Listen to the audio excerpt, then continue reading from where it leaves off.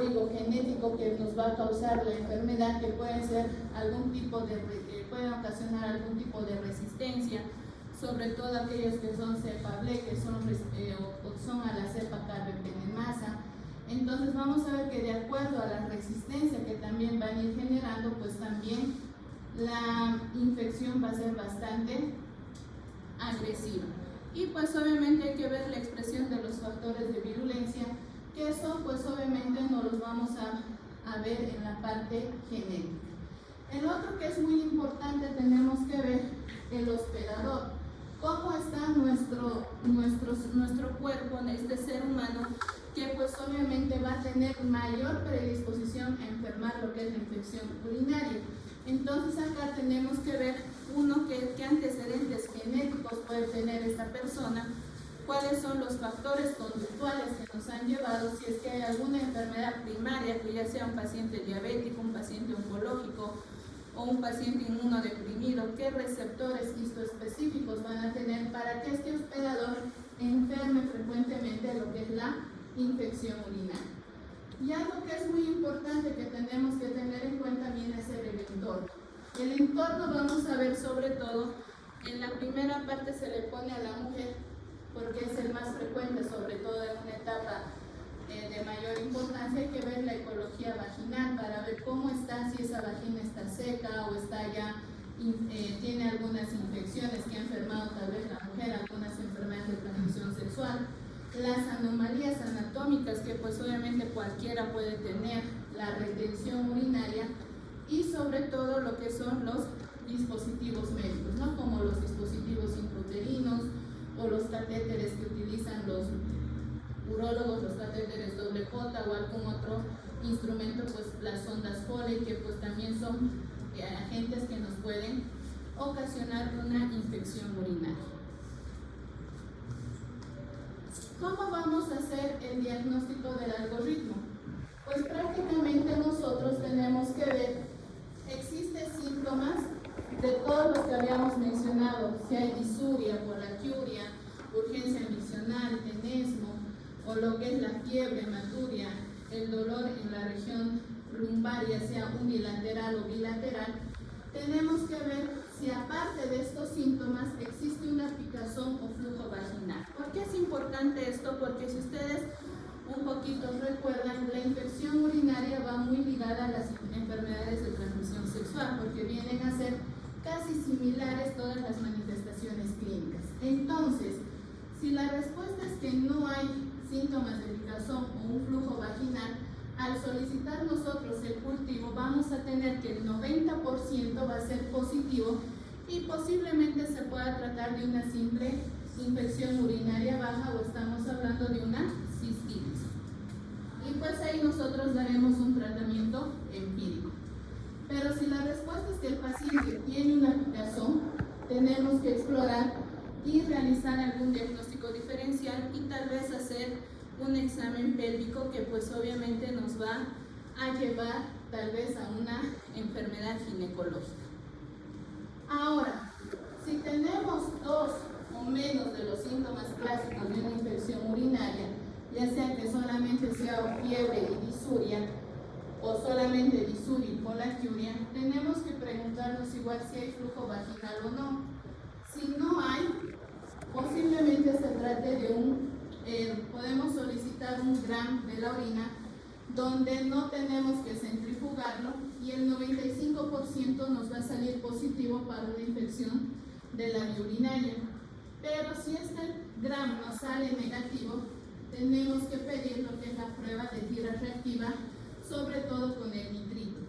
Si sale negativo, la probabilidad de que sea una infección urinaria es del 20%, por lo cual nosotros debemos sospechar en otros diagnósticos o solicitar algunos cultivos pertinentes para que nos ayuden a diagnosticar.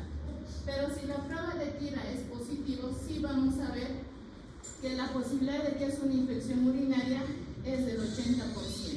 Entonces nosotros, al ya tener este cultivo, nosotros sí o sí tenemos que pedir cultivo en quienes. Todo paciente que nosotros vamos a sospechar de una cistitis, de una pielonefritis, paciente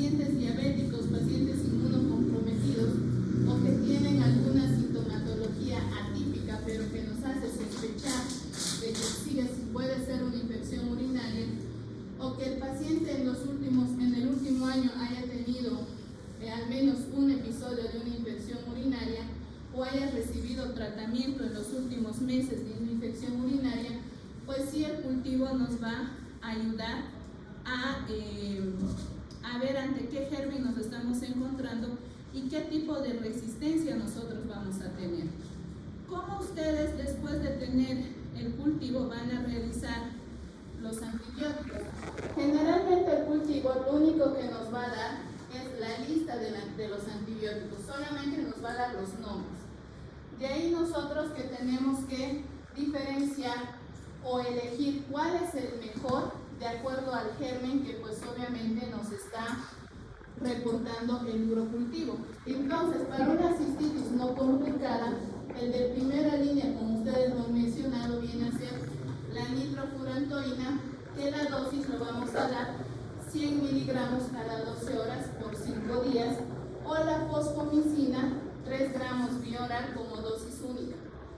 En cambio, si estamos hablando de una cistitis y una pielonefritis no complicada, podemos utilizar la amoxicilina más el ácido clavulánico, 1 gramo cada 12 horas, o la cefalexina, que igual podemos dar 1 gramo cada 12 horas, ambos por 7 a 10 días. Si tenemos una pielonefritis no complicada, podemos utilizar la cefuroxima, lo que es la cefazolina, ampicilina sulbactam y la amicacina. Ojo que con la amicacina hay que tener un poco de cuidado porque hay que ajustar de acuerdo al filtrado glomerular y esto se calcula de acuerdo al peso. Podemos utilizar 15 miligramos kilo peso día de forma intramuscular o intravenosa, pero esto ya es en caso de que sea un germen bastante agresivo. Pero si es una pielonefritis no complicada, en un paciente que está con un aislamiento que sea susceptible, podemos utilizar las quinolonas que nos van a ayudar, sobre todo la que se usa más frecuente, que es la ciprofloxacina, que lo vamos a dar a razón de 500 miligramos vía oral cada 12 horas por 7 días. Ahora ustedes preguntarán, ¿y los otros antibióticos? Pues la cefalosporina, sobre todo en una pielonefritis que está complicada en un paciente diabético, podemos utilizar las cefalosporinas de tercera generación, como la ceftriaxona, la cefotaxima, también se puede utilizar en algunos, cuando es una Escherichia coli cepable, se puede utilizar también lo que es el imipenem, y pues de acuerdo a lo que es también se ajusta de acuerdo al filtrado glomerular. Entonces, si ustedes se dan cuenta, tenemos un arsenal de antibióticos que pues obviamente nos pueden ayudar, pero siempre y cuando nosotros sepamos diferenciar cuál es el más adecuado para este paciente. Y pues obviamente también ustedes tienen que tener algo muy en cuenta, que acá tienen que saber cuáles van a ser sus efectos secundarios de cada antibiótico. Si bien hemos dicho que la nitrofurantoína va a ser nuestro antibiótico de primera línea en una infección urinaria baja, ¿cuáles son los efectos secundarios que va a causar una nitrofurantoína?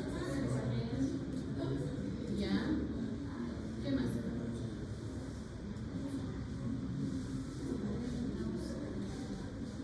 Náuseas, vómitos, y pues obviamente ustedes tendrán que explicarle al paciente que posiblemente le pueda causar esos efectos secundarios.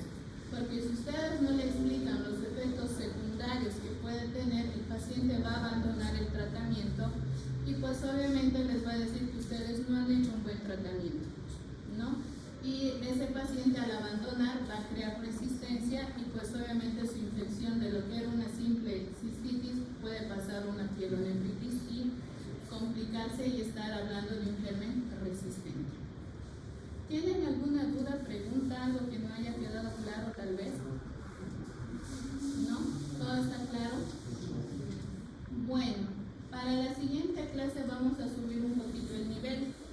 Es un tema bastante importante y es un tema que sí o sí ustedes lo tienen que saber. ¿Dónde vamos a ver el tema de sepsis? ¿Ya? Entonces van a estudiar sepsis para la siguiente clase, que es el 25 de agosto, y pues ahí nos vemos. ¿Ya? Si no hay dudas, preguntas.